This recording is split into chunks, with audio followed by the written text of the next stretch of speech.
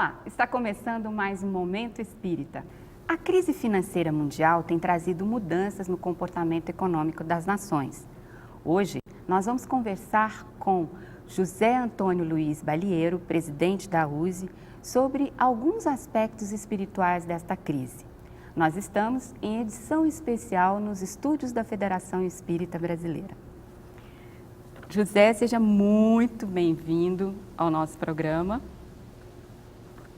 Bom, para abrir a nossa entrevista, eu gostaria que você comentasse um pouco para os nossos telespectadores o que esta crise tem a nos ensinar do ponto de vista espiritual. O nosso cumprimento a você, a todos que participam conosco desta oportunidade e o nosso respeito ao trabalho nesse sentido de elucidar e trazer, fazer uma união entre os assuntos que são do momento com as coisas que nos são ensinadas pela doutrina espírita. Você está falando da crise financeira e realmente isto tem nos preocupado.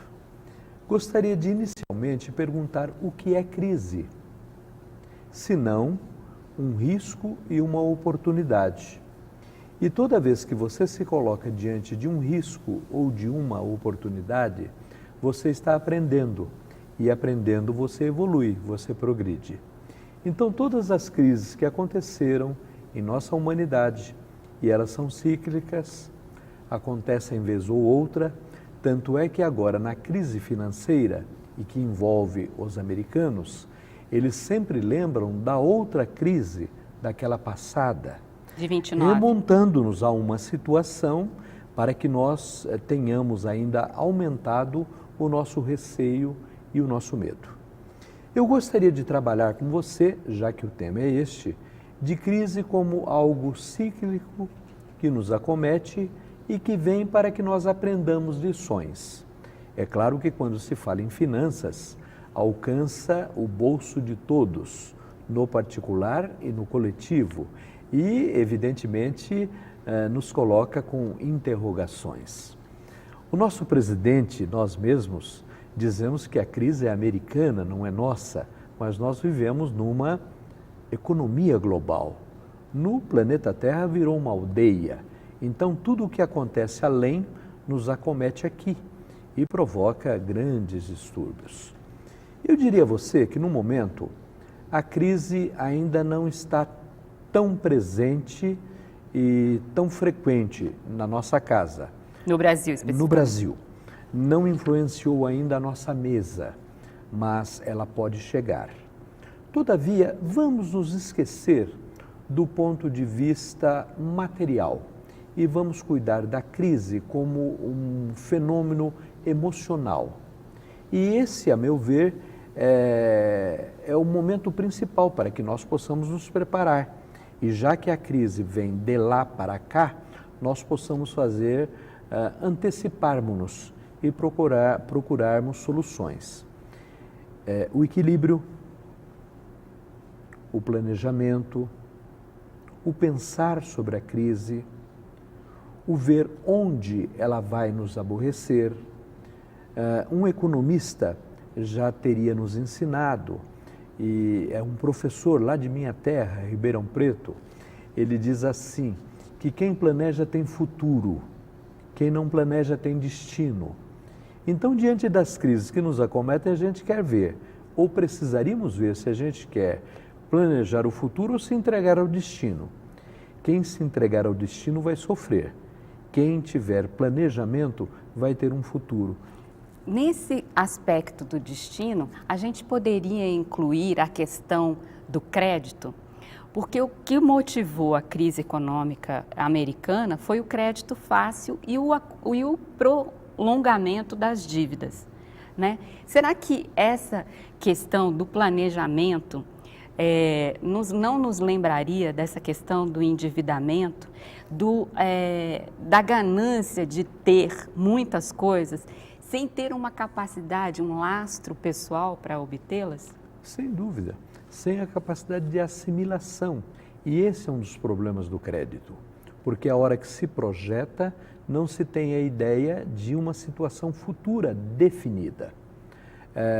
Poderíamos lembrar, inclusive, um outro exemplo mais simples, que é o do plantio e da colheita. A hora que você planta, você tem a opção de plantar o que quiser. Na hora de colher, você colhe exatamente o que você plantou. Já nos disseram os espíritos, né? Sim, com certeza. Então, há que haver um planejamento, uma ideia bem determinada de nossas possibilidades. E isso passa, inclusive, na economia doméstica, a avaliar melhor o cardápio, que é uma coisa simples. A roupa, o prazer, a diversão, a vida familiar. Porque a gente diz assim, bom, isto é uma situação que envolve o nosso país, o nosso governo, não envolve a nossa casa. Então, se a crise começar a ter efeito mais intenso em nós temos que nos reprogramar. Todavia, é muito interessante, e os espíritos sempre nos alertaram com relação a isto, que há muito tumulto, uma onda que envolve a pessoa, os humanos, e nem sempre essa onda tem um efeito que ela projeta, desde que a gente esteja equilibrado e preparado para a passagem desta onda. Essa onda é muito fomentada pela mídia, né? Sem dúvida. A mídia aumenta e traz um pânico, assim, muito grande. Você se lembra quando nas décadas 60, 70, século passado, quando se comentava sobre a falta do petróleo no mundo?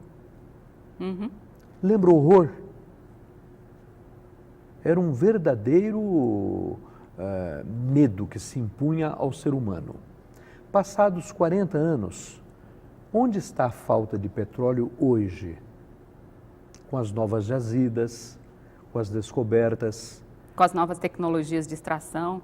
Sim, o mundo tem hoje, poderíamos dizer, com uma densidade demográfica maior, melhores expectativas do que tínhamos naquela década. Por que não pensar assim em tudo o que possa haver e que seja por nós tratado como crise, como sendo uma responsabilidade para que nós, envolvendo-nos no sentido de nossa inteligência, possamos procurar soluções. Se a gente observar, assim, a humanidade teve vários momentos, digamos assim, de reposicionamento geral.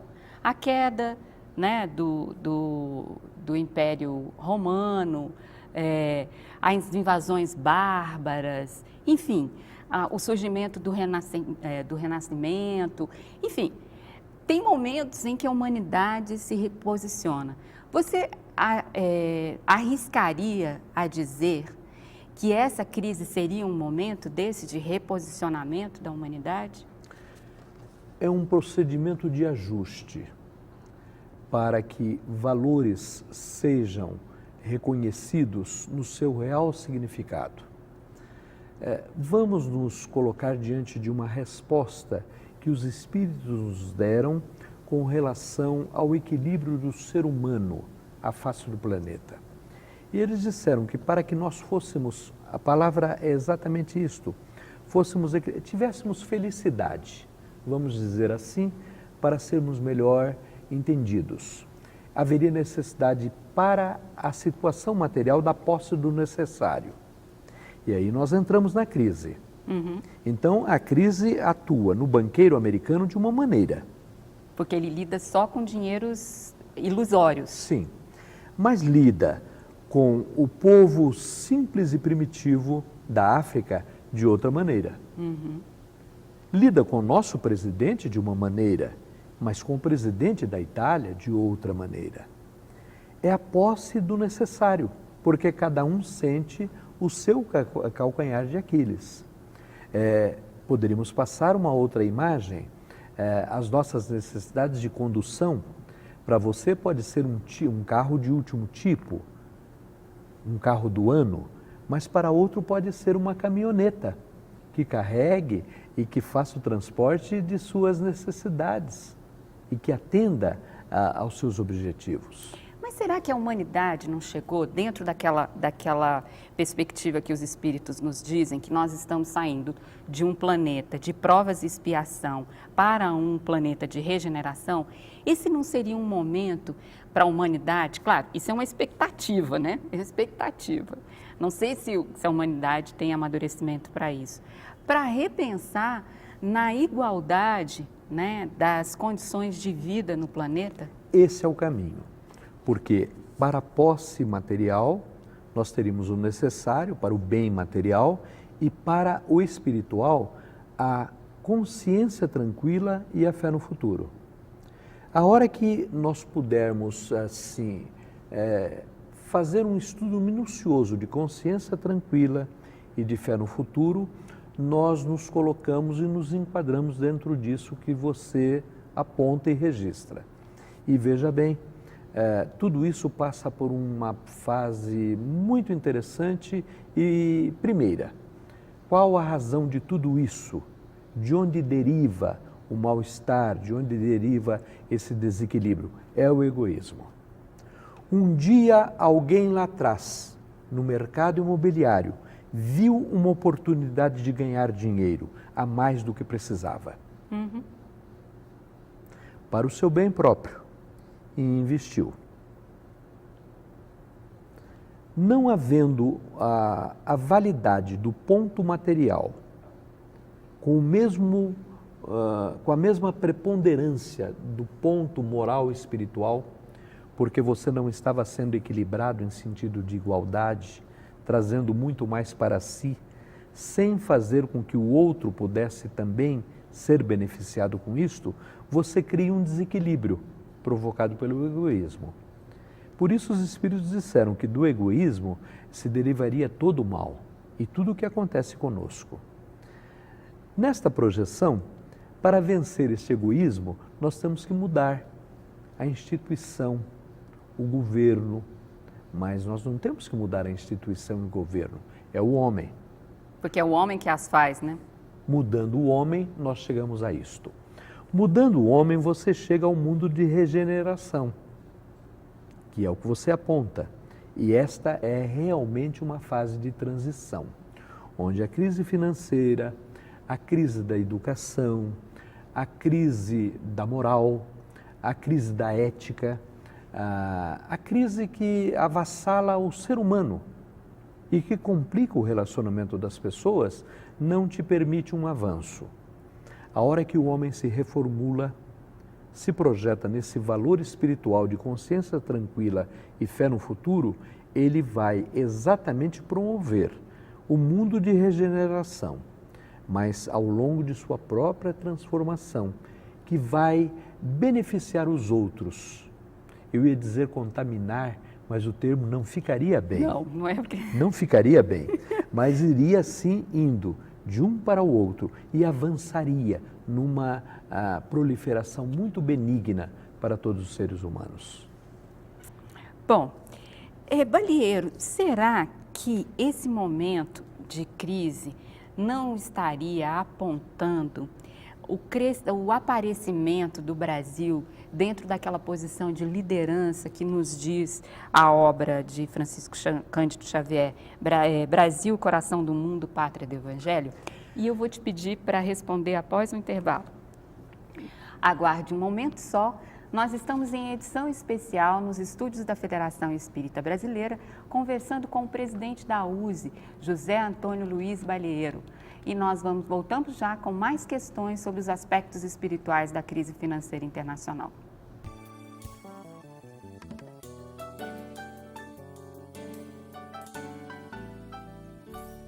A Fratelli, divulgadora cultural e educativa, vem propor a você uma visão holística da vida, o equilíbrio entre corpo, mente e espírito, a harmonia entre ciência e religião. Agora, a Fratelli coloca à sua disposição essa preciosa fonte de informação e de meditação. São mais de 80 títulos em VHS, DVDs e CDs para você. Para adquirir nossos produtos, escreva para o nosso endereço contato@fratelliespiritualista.org.br.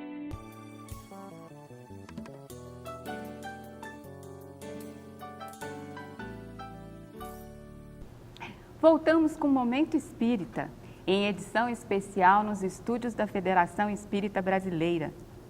Nós estamos conversando com o presidente da USE, José Antônio Luiz Balieiro, sobre os aspectos espirituais da crise econômica financeira. Balieiro, no bloco anterior, eu lhe perguntei se o fato dessa crise estar acontecendo, dos Estados Unidos, que era o grande líder, né, econômico do planeta, está passando por essa problemática toda, e o Brasil ganhando uma liderança no cenário internacional, será que esse não é o momento do Brasil estar assumindo aquele papel que nos diz a obra de Francisco Cândido Xavier, Brasil, coração do mundo, pátria do Evangelho? Você está dando um pulo muito grande, porque é golpe de mágica. Veja bem, o caminho é este, mas há etapas. Veja bem que na história dos próprios países, nós temos uma história diferente. O nosso povo é um povo mais fraterno, mais solidário e nasce com expectativas diferentes do que nasceu o povo americano, pela própria tendência provocada pela nossa civilização. Nossa brasileira. Nossa brasileira, portuguesa, de origem portuguesa. Nós somos diferentes dos outros países da América, porque a maior parte da América tem uma civilização espanhola, o norte inglesa, e nós nos apegamos e fomos civilizados pelos portugueses. Isso nos deu, assim, uma emoção diferente ao ver as coisas. E talvez por isso, no conto de Humberto de Campos, quando ele diz que o Brasil tinha recebido a projeção de Jesus para ser pátria do mundo e coração do Evangelho, ele confiou no sentido que daria a essa etnia, que ainda não temos bem definida, do nosso próprio povo, amarrada com princípios evangélicos. Ele diz no livro que eram bem-aventurados os aflitos, na pessoa dos negros, os que clamavam por justiça na presença dos degredados e, enfim, comentou as bem-aventuranças e fez analogias com o povo brasileiro. Então, a liderança do Brasil seria, então, uma liderança de moral, caráter... sim. Para a qual nós ainda não estamos preparados. Estamos caminhando. E por que o senhor diz isso? E aí é que eu falei do pulo. Porque nós não podemos puxar todas as brasas para a nossa sardinha.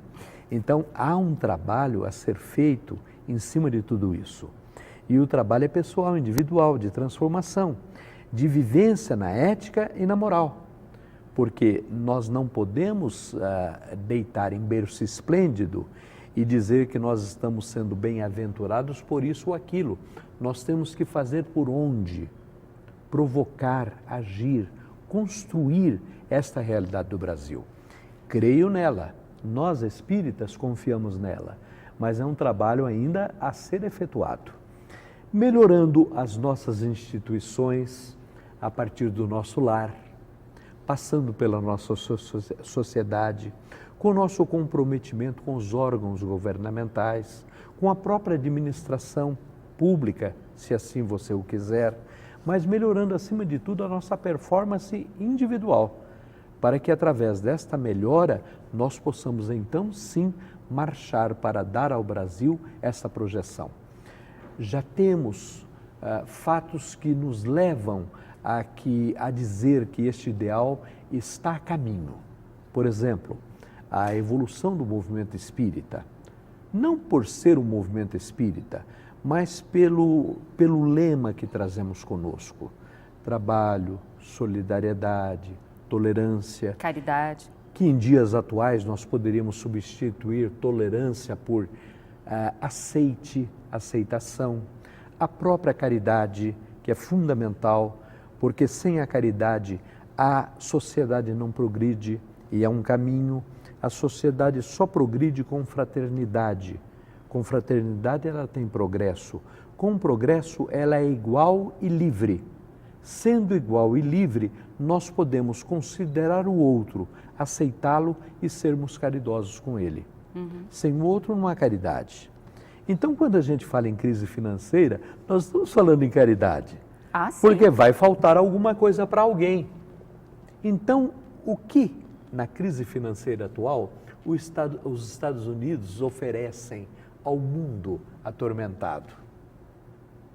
Um exemplo Não para a é gente verdade? ver o que Não é a gente verdade? não deve fazer. Então, aí, como você perguntou sobre o Brasil, o que o Brasil pode oferecer? Educação. Não acadêmica, não a universitária, mas uma educação moral, ética. Faltam algumas... Faltam. Você já não ouviu dizer que a gente deve para a África 400 anos de escravidão? Sim. Já pensou quantos Estados Unidos não devem ao mundo pela escravidão financeira? Sim. Pelos FMIs de nossas vidas que nos afetam? Isso é uma espécie de karma, não? Não sei de quem, mas é uma experiência pela qual passa a nossa humanidade. Não temos receita para resolver isso, é óbvio, ninguém tem, porque se tivesse, o governante seria reeleito sempre, sempre e sempre. Mas, com certeza, no respeito à igualdade, à liberdade e no direito compartilhado, nós conseguiríamos resolver esta situação com ética, ressaltando e promovendo a pessoa humana. E parece-me que isto os estados não têm conseguido fazer. Porque quando se fala em ter tranquilidade e ter fé no futuro, se fala que tudo isso só pode ser resolvido através de um caminho, o da educação. E a educação faz a previsão desta reforma através da renovação das instituições, a mudança das instituições. Como já falei, começa do lar e termina na nação. Hoje, no planeta Terra, que é uma grande instituição, nosso grande lar. Por falar em instituição, toda essa lógica da crise tem a ver com os capitais flutuantes, né? O dinheiro que vai, o dinheiro que vem e nada do trabalho, né? E a doutrina espírita é uma doutrina que acredita no trabalho, na construção de um mundo melhor pelo seu servir, pelo seu agir, pelo seu estar no mundo. O que você teria para dizer sobre essa questão? Capital versus trabalho. O trabalho é lei fundamental para a vida, para o progresso. E o trabalho nos relaciona diretamente com Deus. Há duas coisas que nos relacionam e que são deveres que nós temos para com Deus. O primeiro é a adoração, o segundo é o trabalho. A hora que você fala em trabalho, envolve trabalho e capital, é onde deve haver o respeito e a nossa obrigação em conservar, destruir para conservar no sentido de transformação para que o mundo tenha condições reais, plausíveis de bom viver, de qualidade de vida. Tudo isso é provocado pelo trabalho, mas um trabalho onde os princípios da lei de sociedade sejam respeitados, para que haja exatamente a convivência em âmbitos, em campos igualitários, livres, para que as pessoas possam se sentir bem e não espoliadas, para que não haja escravidão, para que não haja discriminação, para que não haja privilégios. Voltando à sua pergunta do módulo anterior, você veja como é difícil chegar à regeneração, porque parte destes princípios que envolvem pessoas. A reforma íntima, né, como diz o Espiritismo, é o ponto de partida para a mudança da Sim. sociedade, porque Sim. sem a mudança interna e a soma das mudanças internas, né, não vai haver mudança geral. E o difícil é que para esta reforma, nós não temos oficinas. Nós temos a consciência. É o desenvolvimento de nossa inteligência. Porque tudo que hoje ocorre é graças ao desenvolvimento de nossa inteligência, dos humanos. O desenvolvimento desta inteligência, alicerçado num caminho de justiça, de amor, que nos leva à caridade, que é o amor em ação, é a grande solução para isto. Mas para os não religiosos se apresenta como uma solução, um caminho utópico. Mas, assim, você tocou num ponto interessante. Eu estava pensando aqui que, apesar de nós propagarmos a doutrina espírita, ela não é a única capaz de levar à transformação do ser humano. De modo algum. O que importa é que as algum. pessoas se transformem, Sim. sejam mais justas, mais caridosas. Sem dúvida. Aliás, a doutrina espírita nem tem essa pretensão. Nós somos minoria forçando mínima. 0,9% da população mundial. É querer muito sobrevalecer sobre tudo mais. Mas não é isto que importa, porque a doutrina espírita não se importa com rotulação. Ela se importa exatamente com o movimento de transformação social e moral. E para isso nós trabalhamos. Porque a doutrina espírita, no campo das religiões, ela se apresenta de maneira muito pequenina, mas no seu valor filosófico é grandiosa, porque ela é uma filosofia e como filosofia ela representa o pensar dos homens em todas as épocas da humanidade. Ela apresenta exatamente conceitos que retratam as verdades mostradas em todos os momentos do homem no planeta. E por isso ela nos facilita. O homem pode não ser espírita, mas pensando com razão, com senso, ele chega aos princípios espíritas. Nós acreditamos nisso, nesse processo de mudança. Ok. Muito obrigada, Luiz, pela sua participação no Momento Espírita. E nós convidamos você para a nossa próxima entrevista. Obrigada.